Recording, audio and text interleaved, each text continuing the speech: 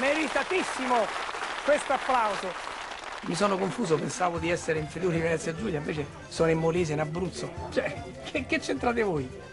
Molti anni fa, una sera di Natale, è nata l'idea di scendere in Molise a prendere le zampogne e oggi... Ah, quindi le avete acquistate in Molise e Sì. l'avete portate qui? E oggi le costruiamo da soli. Ma avete fatto anche un corso? No, improvvisati con tanto scambio fra musicisti. Però mi pare che il risultato ci sia.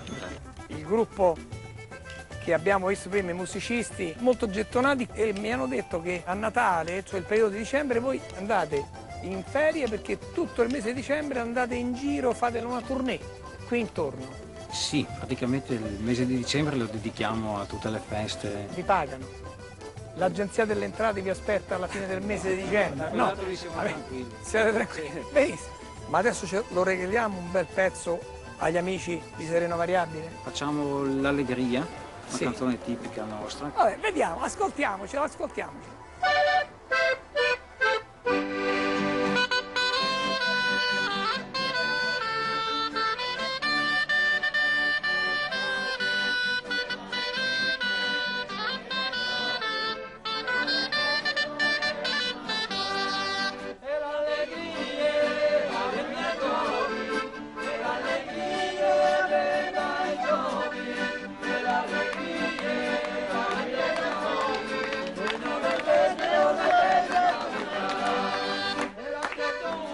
Un momento di sana, genuina allegria qui dall'altipiano del Monte Prat, in provincia di Udine.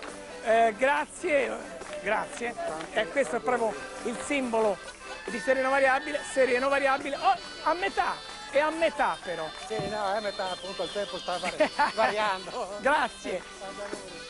Un invito quindi a venire qui nella provincia di Udine e comunque in tutto il Friuli Venezia Giulia. Un viaggio e un soggiorno sicuramente semplici all'insegna, come dicevamo, della genuinità. Siamo in provincia di Udine e proprio qui vicino un altro omaggio che vogliamo rendere a una realtà locale, la PAN, la Pattuglia Acrobatica Nazionale, le Frecce Tricolori, l'aeroporto di Rivolto. E proprio qui in questa provincia, in questo territorio, sono praticamente, tra virgolette, prodotti locali, ma le Frecce Tricolori, che sono il fiore all'occhiello della nostra aeronautica militare, sono universali, perché con le loro tournée riescono ad infiammare, riescono ad emozionare il mondo intero, dovunque vadano. Un omaggio che volevamo dare, lo facciamo con molto affetto. Termina qui questo nostro viaggio, grazie da Osvaldo Bevilacqua, ci vediamo la prossima settimana, sempre su Rai 2.